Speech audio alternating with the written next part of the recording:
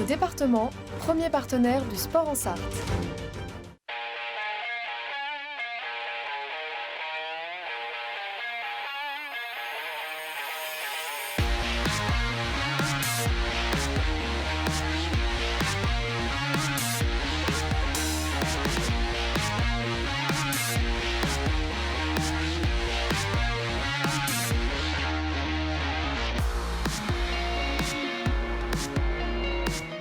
Bonsoir à toutes et à tous, ravi de vous retrouver pour un nouveau numéro de 72 Sport, votre émission sportive d'actualité locale. Évidemment, 1 heure avec vous pour voir les informations principales donc sportives. Et on commence avec du basket dans quelques instants. Et la première à domicile de la saison pour les Tangos. On verra ce que ça a donné dans quelques instants. Le Mans FC également joué ce week-end. On verra là aussi ce que ont donné nos équipes sartoises avec du basket, mais également du tennis de table et encore des athlètes qui ont gambadé dans la forêt de Bercé ce week-end. Le bol d'or avec notre invité exceptionnel dans quelques instants, ça sera avec Damien Saulnier, le team manager du Yoshimura Sarthe Motul. Et puis on finira cette émission avec du cyclisme, avec la 53e édition de la classique amateur Paris-Connerré. Ça a lieu ce week-end, on sera avec l'un des co-organisateurs de cette belle classique sartoise. Mais d'abord, comme chaque lundi, on commence avec l'info à la une. C'est parti.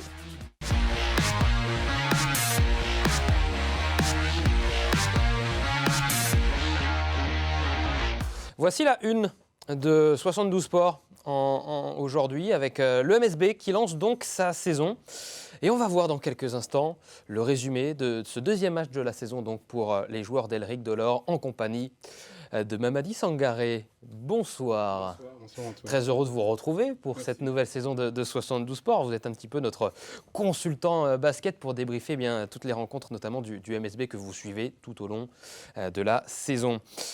Cette rencontre face à Blois, c'était la deuxième donc, journée de championnat de Betclic Elite pour les Manceaux. Et après une défaite malheureusement à Lasvel le week-end dernier, eh bien, face à Blois, les Manceaux ont connu un début de match poussif, mais ça s'est amélioré de minute en minute. Oui, effectivement, un début de match poussif où l'équipe ne jouait pas dans ses standards, elle manquait d'automatisme.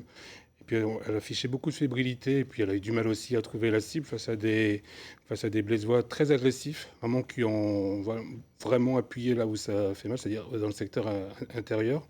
Il a fallu un peu de temps, les 10 minutes pour que l'équipe retrouve à peu près le bon tempo, commence à se trouver et à mettre en place son jeu. C'est vrai que quand on voit le premier carton des Manceaux, 28-23 en faveur de Blois, derrière ça a déroulé dès le deuxième quart avec un 35-23 infligé à Blois pour les Tangos. Tout à fait, parce que déjà les recrues se sont montrées. Je pense qu'en début, déjà le 5 majeur, on en parlera un peu plus tard, était assez surprenant. Éric Delors a dû composer avec les malades et puis un rythme intense à l'entraînement toute la semaine. Mais une fois que ces recrues se sont mises au diapason, ont trouvé vraiment leurs automatismes, ont mieux fait vivre la balle et aussi ont donné beaucoup plus d'impact. Parce que l'une des forces du MSB, c'est son impact physique. C'est là-dessus que s'est appuyé Blois pour redominer le premier quart-temps et c'est là-dessus que le Mans a fait la différence par la suite avant de réciter son basket. Victoire du MSB donc 110-96 et on écoute nous la réaction de Williams Narras. C'est toujours important de prendre le premier match à domicile pour bien commencer la saison quelque part aussi. Ça nous permet d'être en confiance aussi sur les prochains matchs. Tout le long du match, c'était un match difficile, on va pas se mentir, parce qu'ils étaient super adroits et tout dès le début. Donc ça a un peu déjoué un peu nos plans, mais on a essayé de rester soudés et de se battre jusqu'à la fin. On a un public aussi qui nous a poussés, ça il faut le mentionner. Donc forcément ça galvanise les gars. Il y a le banc aussi qui a fait un travail exceptionnel à motiver les gars et forcément ça se voit sur le terrain. Voilà, Williams Narras au micro d'Amoun Shamsuddin. Williams Narras, c'est l'homme du match. Grand homme du match, 23 points, en 29 minutes, 23 points. Il a été tout simplement phénoménal. Ça a été le baromètre, ça a été le détonateur. C'est lui qui a aussi montré la voie au moment où l'équipe vacillait un peu dans le premier quart-temps. Et il a joué juste. C'est ce qu'a souligné Éric Delors pendant la conférence de presse. C'est que parfois, il a tendance à vouloir trop forcer, a manqué parfois de lucidité. Il a été dans le bon tempo à chaque fois, dans le bon timing. Et puis il a été aussi très très combattant, très combatif. 26 points, 6 rebonds 6 hein, rebonds, tout à fait, pour en Williams 29 Naras minutes. en 29 minutes de jeu. Une recrue, c'est aussi illustré, c'est Devante Jones, l'ancien coéquipier de Victor Wembanyama. Tout à fait. Donc c'est vrai que c'est un joueur qu'on ne connaissait pas, hein, qu'on découvre, qui avait montré de très bonnes choses dans les matchs amicaux, dans les matchs de préparation. Et là, il a montré tout ce dont... il a affiché vraiment tout ce dont le coach pensait de lui, à savoir de la fluidité dans le jeu, de la vivacité, et puis aussi il a été un très bon distributeur. Il a distribué 7 passes décisives. C'est un joueur aussi qui a l'œil, il peut s'affirmer comme le métronome de cette équipe. Et ensuite, il s'est montré aussi très incisif parce qu'il a marqué 17 points. 17 points sur cette rencontre. C'est un joueur qui a brillé.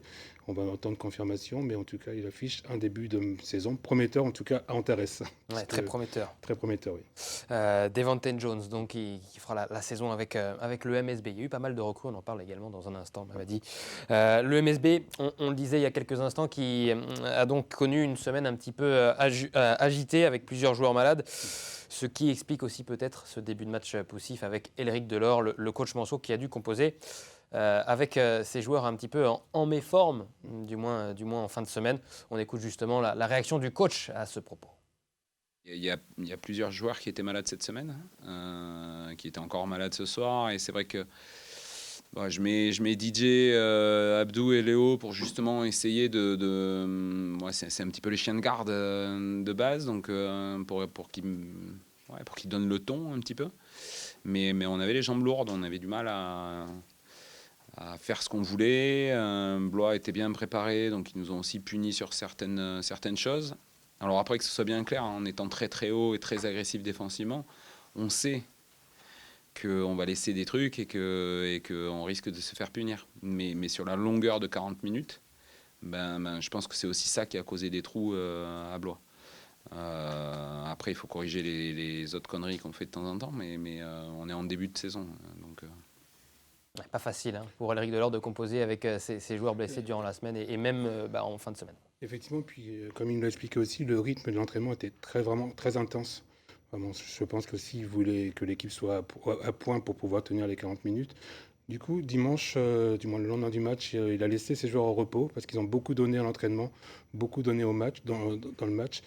Il parle de petites conneries entre guillemets, mais c'est vrai qu'il n'oublie pas que 96 points ont été encaissés par l'équipe du Mans, qui termine par un beau feu d'artifice, un festival offensif avec 110 points, mais il y a aussi 96 points qui ont été encaissés. Ça veut dire qu'il va falloir aussi se montrer beaucoup plus constant, beaucoup plus costaud et faire preuve de plus de dureté sur la longueur. On parle de ce nouvel effectif, Elric Delors, qui doit aussi composer avec pas mal de nouveaux joueurs par rapport à la saison dernière. C'est un petit peu le lot de tous les entraîneurs dans cette Betclic Elite. C'est pas comme dans le foot où les contrats sont sur la durée. C'est vrai que le basket, on a plutôt tendance à avoir des saisons, des contrats d'un an, 2 ans maximum, avec notamment des joueurs américains. Justement, on va écouter, ça a été posé en conférence de presse, cette question pour Elric Delors, à savoir ce qu'il pense de son effectif cette année par rapport à celui de l'année dernière. On l'écoute. Je pense que cette année, on a plus d'équilibre entre les joueurs. Sont tous des joueurs qui jouent des deux côtés du terrain. Alors, il y en a qui sont un petit peu meilleurs en défense, il y en a qui sont un petit peu meilleurs en attaque, mais on n'a pas de... on n'a pas de girouette en défense, ou on n'a pas où on n'attaque pas à 4 non plus. C'était pas forcément le cas l'année dernière. Cette année, c'est un petit peu plus complet. Maintenant, même s'il y a une bonne alchimie dans le groupe, il faut qu'on parle le même langage sur le terrain. Donc voilà, on en est là. C'est vrai que l'année dernière, on était plus en avance que ça tactiquement. Mais je crois qu'on avait conservé 6 joueurs de l'année d'avant.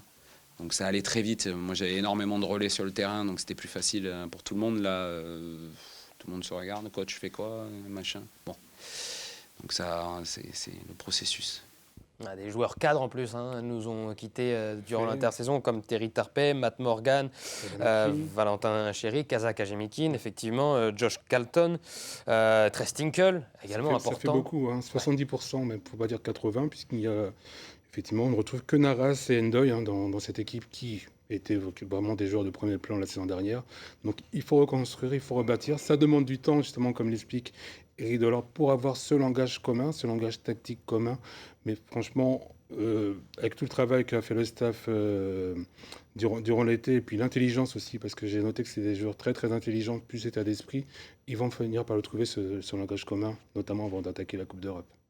Selon les observateurs, quelle est la place du MSB dans la hiérarchie française? Je dirais dans le top 4, hein. Bien entendu, Monaco, Lasvel, Paris, voire Boulogne font figure d'épouvantail, hein. Voilà. Pour certains, Monaco et Lasvel paraissent intouchables, mais Le Mans peut s'inviter de temps en temps à leur table. Et moi, je les vois effectivement dans le top 4, comme la saison dernière d'ailleurs. Très souvent, je les vois dans le top 4, voire top 6. Après, effectivement, ils ont un début de saison difficile sur le point de vue au niveau du calendrier, avec pas mal de déplacements. Mais une fois qu'ils vont trouver cette bonne carburation et l'alchimie, et l'alchimie dont parlait Éric Delors, je pense qu'ils peuvent mériter une place dans les 4 premiers. Prochain match pour le MSB, ça sera face à Paris, hein, c'est ça? Samedi prochain, déjà, ils jouent à domicile. Non, mardi. Non, c'est mardi, Paris, de mémoire. Et ils jouent aussi à domicile le 30, samedi prochain. Ouais, c'est ça. Antares, donc le 30. Et le 27, ça sera à Paris.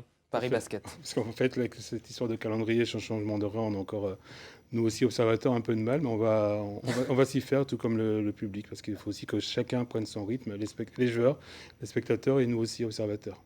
Est-ce que les spectateurs ont pris leur repère, leur marque un petit peu dans cette nouvelle salle du MSB avec un Antares rénové aussi? Effectivement, j'en ai sondé quelques-uns et puis j'ai parcouru aussi les réseaux sociaux. Ils sont tous emballés. Je n'ai pas vu de personne qui se sent plaint. Effectivement, le noir, ça impose, ça donne aussi... quelqu'un m'a dit, ça mettait beaucoup plus en avant aussi les couleurs, la couleur tango qui ressort plus. Et ça peut aussi impressionner tout ce nouveau décorum, le spectateur. On a été un peu déstabilisé aussi par le changement de musique pour l'annonce, l'introduction et l'annonce des joueurs. Mais tout ça, ça fait partie de la nouveauté. On n'oublie pas que le fil rouge de la saison, ce sont les 30 ans du club. Donc entre le changement de salle, le changement de musique, des nouveaux joueurs. Donc voilà, tout ça, ça va être des beaux fils conducteurs et on va tous s'acclimater. En tout cas, le public a bien pris ses marques dans ses sièges noirs et les observateurs aussi au bord du terrain, puisque maintenant la tribune presse est au bord du terrain, sous les panneaux. Donc c'est aussi à nous de composer avec. Allez voir cette belle salle d'Antares. Les tangos en plus ont besoin de votre soutien. Il y a toujours une belle ambiance du côté de la salle Christian Blatzer. Oui, effectivement, le public, comme l'a souligné Williams Naras, aussi bien le public que le banc, a vraiment joué son rôle. Le Mans a eu quelques moments de creux, effectivement, il y a eu quelques passages à vide, mais ils ont été là, ils ont poussé à chaque fois au bon moment et ça a galvanisé les troupes. Et effectivement, le Mans, c'est ce qui fait la force du Mans, c'est ce public, ce 6e homme. Merci Mamadi Sangaré d'avoir débriefé cette beaucoup. Nouvelle rencontre du MSB. On se retrouve très rapidement, évidemment. Oui. Puisque le MSB joue très régulièrement et on aime débriefer les matchs de nos tangos. Merci. Dans un instant, on continue à parler de basket avec les autres clubs sartois engagés en National 3, notamment avec l'Ajalt. Et on parlera de la grande première pour l'avenir Saint-Pavin en National 3 féminine après 4 ans d'absence dans cette division. À tout de suite.